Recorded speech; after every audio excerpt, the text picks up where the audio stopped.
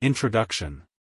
The Hellenistic period, which spanned from the death of Alexander the Great in 323 BCE to the emergence of the Roman Empire in the 1st century BCE, was a time of profound cultural, political, and economic change. This era witnessed the expansion of Greek influence across vast regions, as former territories of the Persian Empire were carved into a mosaic of Hellenistic kingdoms. In this article, we will delve into the origins, accomplishments, and ultimate decline of these remarkable Hellenistic kingdoms. Origins of the Hellenistic kingdoms. In classical antiquity, the Hellenistic period covers the time in Mediterranean history after classical Greece, which between with the death of Alexander the Great in 323 BCE and the death of Cleopatra 730 BC, followed by the emergence of the Roman Empire, as signified by the Battle of Actium in 31 BC and the conquest of Ptolemaic Egypt the following year. The ancient Greek word Hellas, lambda, Hellas, was gradually recognized as the name for Greece, from which the word Hellenistic was derived. Hellenistic is distinguished from Hellenic in that the latter refers to Greece itself, while the former encompasses all ancient territories under Greek influence, in particular the East after the conquests of Alexander the Great. After the Macedonian conquest of the Achaemenid Empire in 330 BC and its disintegration shortly after, the Hellenistic kingdoms were established throughout Southwest Asia: Seleucid Empire, Kingdom of Pergamon, Northeast Africa, Ptolemaic Kingdom, and South Asia, Greco-Bactrian Kingdom, Indo-Greek Kingdom, and lasted until the Roman conquest in 30 BCE, witnessed the rise and fall of several powerful kingdoms known as the Hellenistic kingdoms. These kingdoms were established by Alexander's generals and successors, known as the Diadochi, assumed control of different parts of the empire. Ptolemy I took Egypt, Seleucus I claimed much of Asia, Antigonus I controlled parts of Anatolia, and Cassander ruled Macedonia. These men laid the foundation for the Hellenistic kingdoms by dividing Alexander's vast empire among themselves. The most prominent Hellenistic kingdoms included the Seleucid Empire in Asia, the Ptolemaic Kingdom in Egypt, and the Antigonid Kingdom in Macedonia. During this period, Greek culture and language spread throughout these kingdoms, blending with local traditions and creating a vibrant and cosmopolitan society. The Hellenistic kingdoms also saw significant advancements in various fields, such as science, philosophy, art, and architecture. However, internal conflicts, external invasions, and the eventual rise of the Roman Empire led to the decline and absorption of these kingdoms, marking the end of the Hellenistic era and the beginning of a new chapter in world history. 305 BCE. The Diadochi Wars. The Diadochi Wars, also known as the Wars of the Successors, were a series of conflicts among Alexander's generals to establish their own dominance over the Hellenistic kingdoms. These wars resulted in the fragmentation of Alexander's empire into several independent states, including the Ptolemaic Kingdom in Egypt, the Seleucid Empire in Asia, and the Antigonid Kingdom in Macedon. 281 BCE. The Battle of Ipsus. The Battle of Ipsus was a decisive conflict between the Diadochi. It resulted in the victory of the Antigonid Kingdom, led by Antigonus Gonatas, over the other Diadochi, including Seleucus I Nicator of the Seleucid Empire. This battle solidified the division of Alexander's empire and further established the Hellenistic kingdoms as separate entities. 246 BCE. The beginning of the Ptolemaic dynasty. Ptolemy I Soter, one of Alexander's generals, established the Ptolemaic dynasty in Egypt by declaring himself pharaoh. The Ptolemies ruled Egypt for nearly 3 centuries, blending Greek and Egyptian traditions and culture. The Ptolemaic dynasty became known for its wealth, patronage of the arts, and the famous Library of Alexandria. 197 BCE. The Battle of Cynocephaly. The Battle of Cynocephaly was a significant conflict between the Antigonid Kingdom and the Roman Republic. The Roman victory marked the beginning of Rome's expansion into the Hellenistic world, leading to the gradual decline of the Hellenistic kingdoms. This battle demonstrated the military superiority of the Roman legions over the Hellenistic armies. 64 BCE. The Roman conquest of Egypt. The Roman conquest of Egypt marked the end of the Hellenistic period. After the suicide of Cleopatra VII, the last ruler of the Ptolemaic dynasty, Egypt became a Roman province. With the fall of the Ptolemaic kingdom, the Hellenistic kingdoms ceased to exist, and the region became fully integrated into the Roman Empire. Etymology. The word originated from ancient Greek lambda eta nu iota sigma tau, Hellenists, one who uses the Greek language, from lambda, Hellas, Greece, as if, Hellenist. The idea of a Hellenistic period is a 19th-century concept, and did not exist in ancient Greece. Although words related in form or meaning, e.g. Hellenist, ancient Greek, lambda eta nu iota sigma tau, Hellenists, have been attested since ancient times, it was Johann Gustav Droysen in the mid-19th century, who in his classic work Geschichte des Hellenismus, History of Hellenism, coined the term Hellenistic to refer to and define the period when Greek culture spread in the non-Greek world after Alexander's conquest. Sources. While a few fragments exist, there are no complete surviving historical works that date to the 100 years following Alexander's death. The works of the major Hellenistic historians Hieronymus of Cardia, who worked under Alexander, Antigonus I and other successors, Duris of Samos and Phylarchus, which were used by surviving sources, are all lost. Background. Ancient Greece had traditionally been a fractious collection of fiercely independent city-states. After the Peloponnesian War, 431 to 404 BC, Greece had fallen under a Spartan hegemony, in which Sparta was preeminent but not all-powerful. Spartan hegemony was succeeded by a Theban hegemony after the Battle of Leuctra, 371 BC, but after the Battle of Mantinea, 362 BC, all of Greece was so weakened that no one state could claim preeminence. Kingdom of Epirus. Main article, Epirus, Ancient State. Epirus was a northwestern Greek kingdom in the Western Balkans ruled by the Meletian Dynasty. Epirus was an ally of Macedon during the reigns of Philip II and Alexander. In 281 Pyrrhus, nicknamed the Eagle, Etos, invaded southern Italy to aid the city-state of Tarentum. Pyrrhus defeated the Romans in the Battle of Heraclea and at the Battle of Asculum. Though victorious, he was forced to retreat due to heavy losses, hence the term, Pyrrhic victory. Pyrrhus then turned south and invaded Sicily but was unsuccessful and returned to Italy. After the Battle of Beneventum, 275 BC, Pyrrhus lost all his Italian holdings and left for Epirus. Kingdom of Macedon. Main article, Antigonid Dynasty. Philip V, the darling of Hellas, wearing the royal diadem. Antigonus II, a student of Zeno of Citium, spent most of his rule defending Macedon against Epirus and cementing Macedonian power in Greece, first against the Athenians in the Cremonidian War, and then against the Achaean League of Aratus of Sicyon. Under the Antigonids, Macedonia was often short on funds, the Pangaean mines were no longer as productive as under Philip II, the wealth from Alexander's campaigns had been used up and the countryside pillaged by the Gallic invasion. Rest of Greece.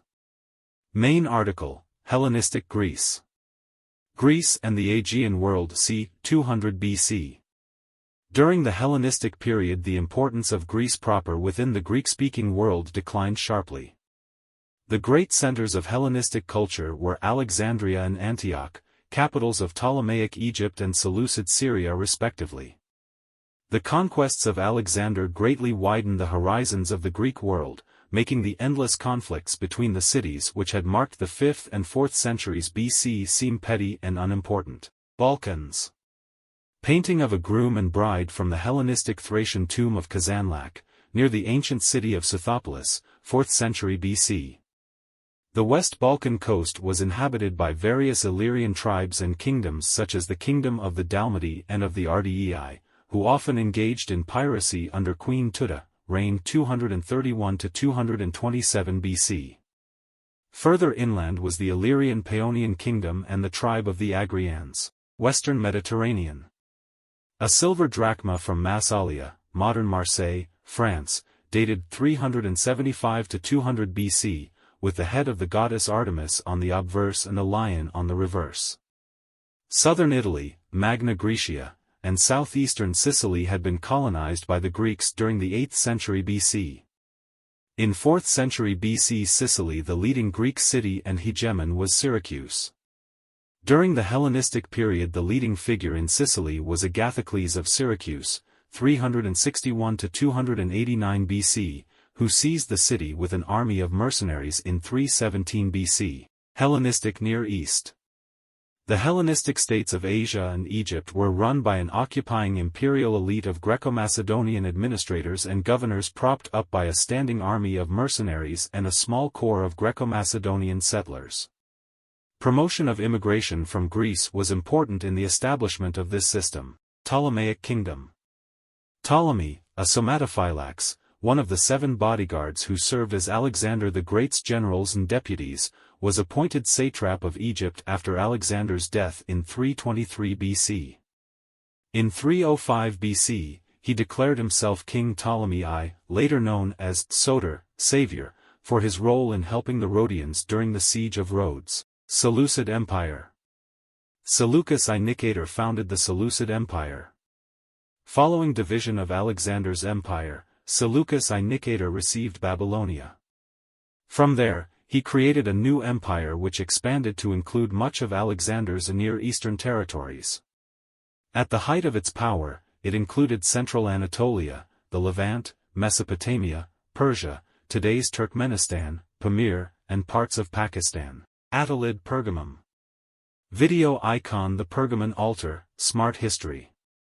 After the death of Lysimachus, one of his officers, Philidorus, took control of the city of Pergamum in 282 BC along with Lysimachus' war chest of 9,000 talents and declared himself loyal to Seleucus I while remaining de facto independent. His descendant, Attalus I, defeated the invading Galatians and proclaimed himself an independent king. Galatia. The Celts who settled in Galatia came through Thrace under the leadership of Leoterios and Leonorios c. 270 BC. They were defeated by Seleucus I in the Battle of the Elephants, but were still able to establish a Celtic territory in central Anatolia. The Galatians were well respected as warriors and were widely used as mercenaries in the armies of the successor states. Bithynia. Map of the world in 200 BC showing the Hellenistic kingdoms, dark green, and Bithynia. The Bithynians were a Thracian people living in northwest Anatolia. After Alexander's conquests, the region of Bithynia came under the rule of the native king Bas, who defeated Culla, a general of Alexander the Great, and maintained the independence of Bithynia. His son, Zipoetes I of Bithynia maintained this autonomy against Lysimachus and Seleucus I, and assumed the title of king, Basilius, in 297 BC. Nabatean Kingdom. Al-Khazna in Petra shows the Hellenistic influences on the Nabatean capital city. The Nabatean Kingdom was an Arab state located between the Sinai Peninsula and the Arabian Peninsula. Its capital was the city of Petra, an important trading city on the incense route. The Nabateans resisted the attacks of Antigonid and were allies of the Hasmoneans in their struggle against the Seleucids, but later fought against Herod the Great. Cappadocia. Cappadocia, a mountainous region situated between Pontus and the Taurus Mountains, was ruled by a Persian dynasty. Ariarathes I, 332 to 322 BC, was the satrap of Cappadocia under the Persians, and after the conquests of Alexander he retained his post. Armenia. Orontid Armenia formally passed to the empire of Alexander the Great following his conquest of Persia. Alexander appointed an Orontid named Mithranes to govern Armenia. Armenia later became a vassal state of the Seleucid Empire, but it maintained a considerable degree of autonomy, retaining its native rulers. Parthia.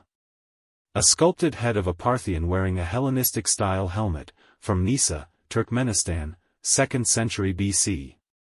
Parthia was a northeastern Iranian satrapy of the Achaemenid Empire which later passed on to Alexander's empire. Under the Seleucids, Parthia was governed by various Greek satraps such as Nicanor and Philip. In 247 BC, following the death of Antiochus II Theos, Andragoras, the Seleucid governor of Parthia, proclaimed his independence and began minting coins showing himself wearing a royal diadem and claiming kingship. Judea. During the Hellenistic period, Judea became a frontier region between the Seleucid Empire and Ptolemaic Egypt and therefore was often the front line of the Syrian wars, changing hands several times during these conflicts. Kingdom of Pontus. The Kingdom of Pontus was a Hellenistic kingdom on the southern coast of the Black Sea. It was founded by Mithridates I in 291 BC and lasted until its conquest by the Roman Republic in 63 BC. Despite being ruled by a dynasty which was a descendant of the Persian Achaemenid Empire, it became Hellenized due to the influence of the Greek cities on the Black Sea and its neighboring kingdoms. Other realms. Indo-Greek kingdoms. The separation of the Indo-Greek kingdom from the Greco-Bactrian kingdom resulted in an even more isolated position, and thus the details of the Indo-Greek kingdom are even more obscure than for Bactria. Many supposed kings in India are known only because of coins bearing their name. Rise of Rome. Widespread Roman interference in the Greek world was probably inevitable given the general manner of the ascendancy of the Roman Republic. This Roman-Greek interaction began as a consequence of the Greek city-states located along the coast of southern Italy. Rome had come to dominate the Italian peninsula, and desired the submission of the Greek cities to its rule. Hellenistic culture. Spread. Greek culture was at its height of world influence in the Hellenistic period. Hellenism, or at least Philhellenism, reached most regions on the frontiers of the Hellenistic kingdoms. Though some of these regions were not ruled by Greeks or even Greek-speaking elites, Hellenistic influence can be seen in the historical record and material culture of these regions. Institutions. In some fields Hellenistic culture thrived, particularly in its preservation of the past. The states of the Hellenistic period were deeply fixated with the past and its seemingly lost glories. 100. The preservation of many classical and archaic works of art and literature, including the works of the three great classical tragedians, Aeschylus, Sophocles, and Euripides, are due to the efforts of the Hellenistic Greeks. Hellenization and acculturation. One of the first representations of the Buddha, and an example of Greco-Buddhist art, 1st to 2nd century AD, Gandhara, Standing Buddha, Tokyo National Museum. The concept of Hellenization, meaning the adoption of Greek culture in non-Greek regions, has long been controversial. Undoubtedly Greek influence did spread through the Hellenistic realms, but to what extent, and whether this was a deliberate policy or mere cultural diffusion, have been hotly debated. Terracotta Army.